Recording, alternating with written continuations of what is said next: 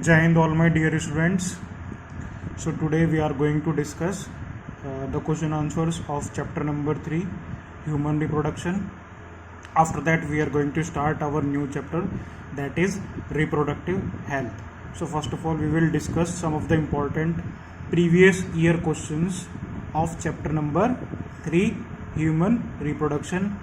Right, now the first question, name the embryonic stage that gets implanted in the uterine wall of human female.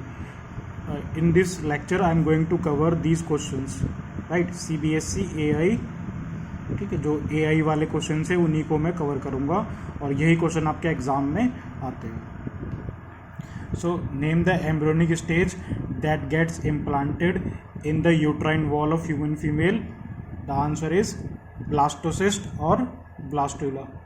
ठीक है, पढ़ा था हमने embryology वाला part, तब मैंने आपको बताया था उसमें क्या आंसर है इसका, ब्लास्टोसिस्ट और blastula. Clear?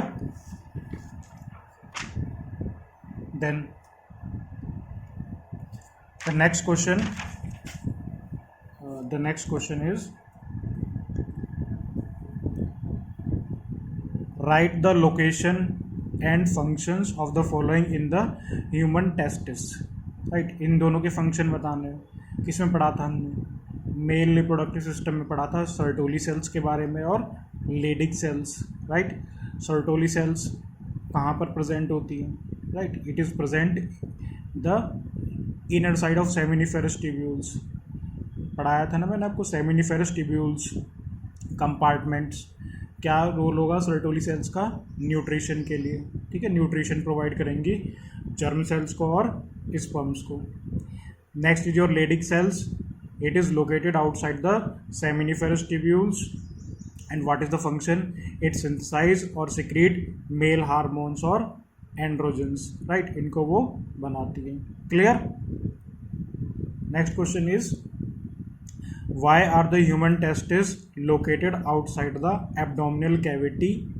Name the pouch in which they are present.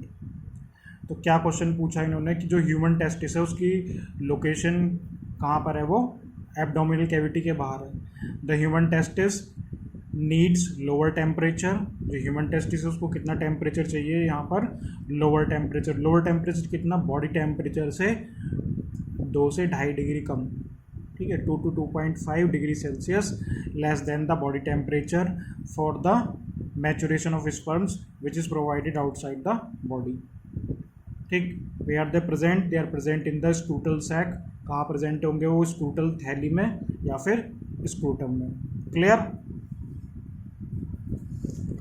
फिर उसके बाद में है आपका नेक्स्ट क्वेश्चन. राइट,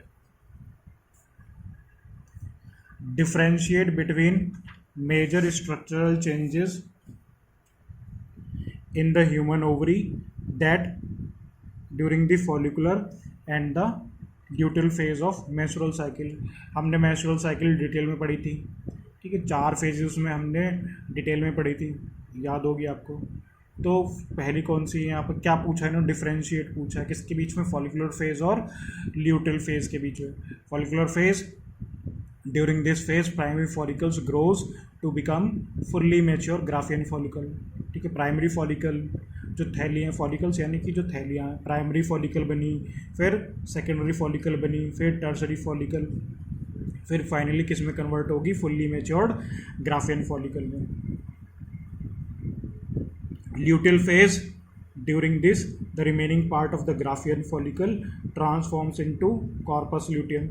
जो ल्यूटेल फेज है, जो रिमेनिंग पार्ट है ग्राफियन उसका किस में कन्वर्ट हो जाएगा? वो कॉर्पस ल्यूटियम में. कॉर्पस ल्यूटियम में कन्वर्ट हो जाएगा. Endometrium regenerates through proliferation. Follicular phase में एंडोमेट्रियम जो ब्रेक डाउन हो जाती है इनिशियल स्टेज में, वो रीजनरेट हो जाएगी प्रोलिफरेशन से. Endometrium further thickens. Endometrium thick हो जाएगी, secreting progesterone for implantation after fertilization. If fertilization does not occur, corpus luteum degenerate. Clear? तो एंडोमेट्रियम कब थिक होगी?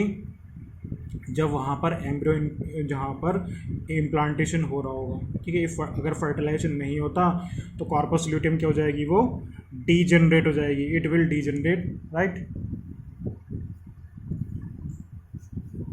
Now the next question is differentiate between menarche and menopause, ठीक है। मेनार्के and menopause में क्या difference है, ये कब आया हुआ है, ये ऑल इंडिया 2010 में क्वेश्चन है। Menarche is the beginning of the menstrual cycle at puberty, कब हो गया ये, प्यूबर्टी के टाइम पर, क्या कहते हैं उसको, मेनार्के, है ना।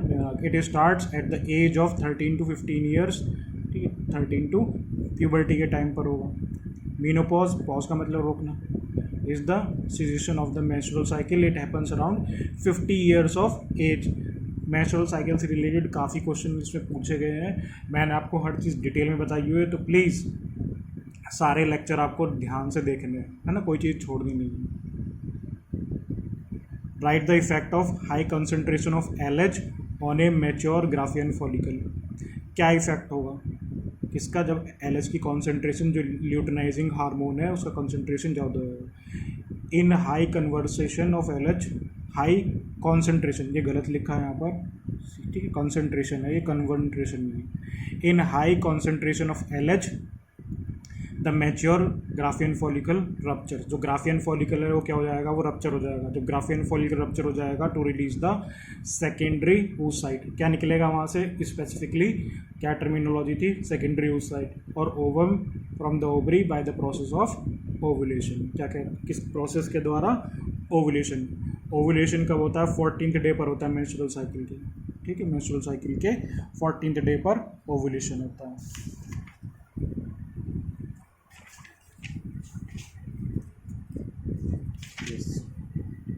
प्लेसेंटा, प्लेसेंटा यहाँ पर act as a endocrine tissue justify, तो प्लेसेंटा क्या है, एंडोक्राइन टिश्यू की तरह कैसे वो करता है यहाँ पर वर्क, उसको जस्टिफाई करना।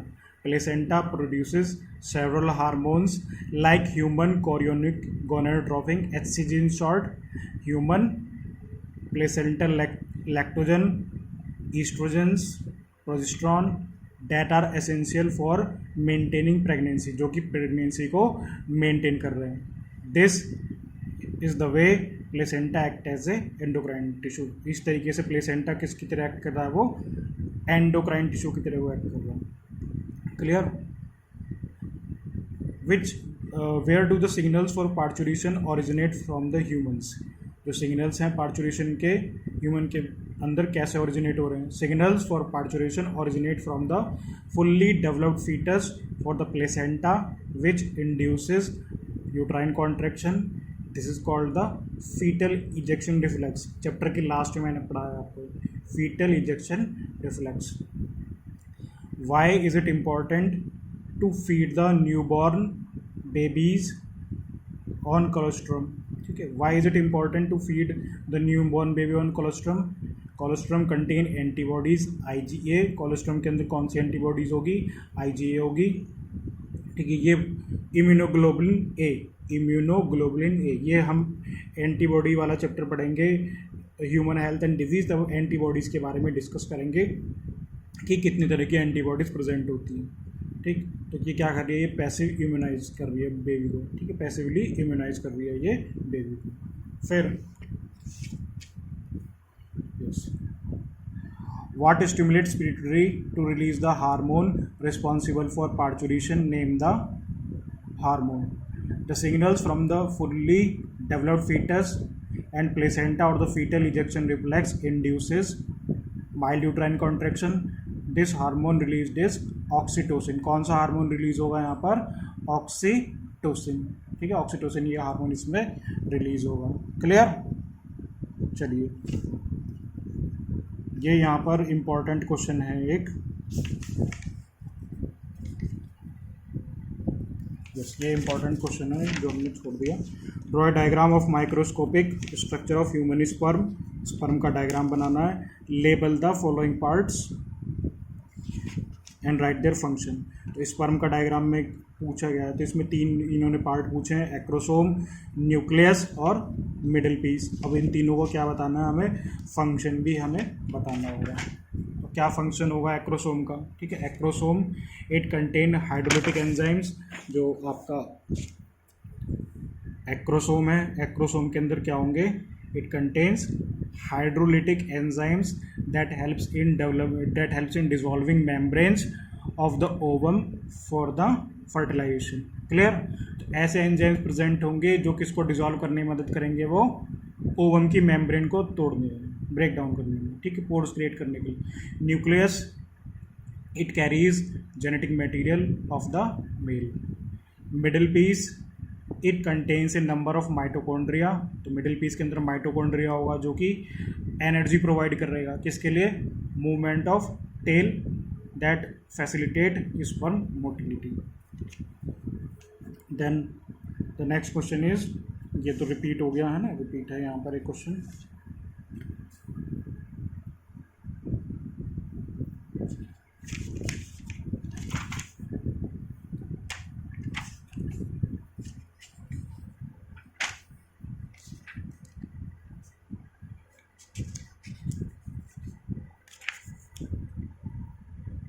ये भी देखो अभी हमने डिस्कस करा थोड़ी देर। Right the specific location and function of the following cells in human males, ठीक है। लेडिक सेल्स का हमने डिस्कस करा था, है ना, अभी लेडिक सेल्स का, सर्टोली सेल्स का, ऑल इंडिया में तो रिपीट काफ़ी क्वेश्चन हो जाते हैं।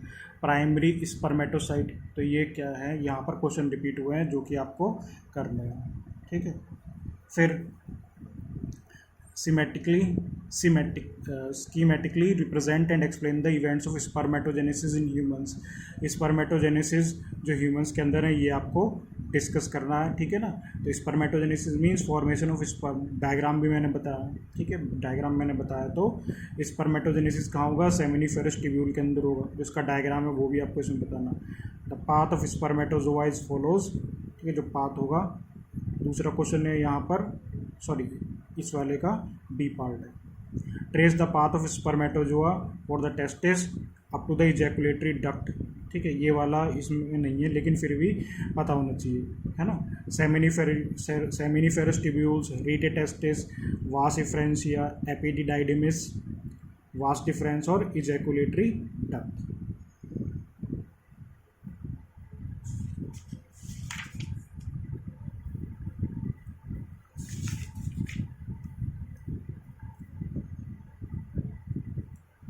फिर describe the role of pituitary and ovarian hormones during the menstrual cycle in human female। Pituitary hormones कौन से हैं, FSH follicle stimulating hormone, it is secreted by the anterior lobe of pituitary gland, it stimulates follicular development as well as secretion of estrogens by the growing follicles। Clear. दूसरा है luteinising hormone है, luteinising hormone भी हमने पढ़ा हुआ। It induces rupture of the Graafian follicle and thereby release of the ovum, that is known as ovulation. Its secretion also stimulates follicular development along with FSH।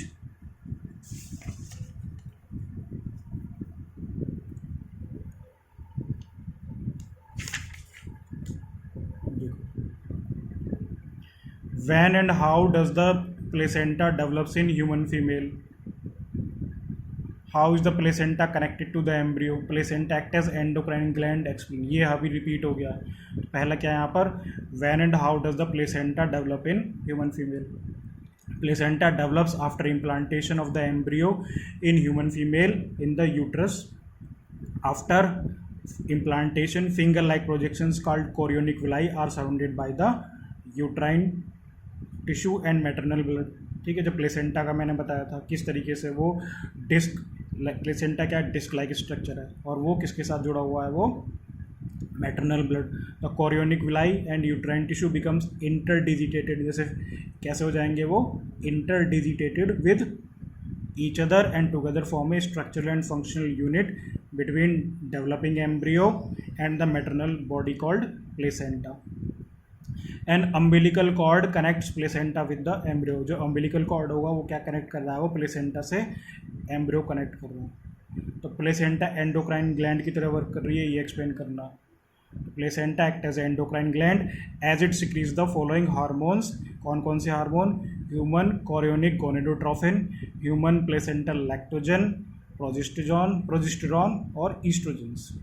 The increase production of these hormones during pregnancy is essential for supporting the foetal growth and metabolic changes in the mother. जो भी metabolic changes हो रहे होंगे mother के अंदर, उसमें ये role play करेगा।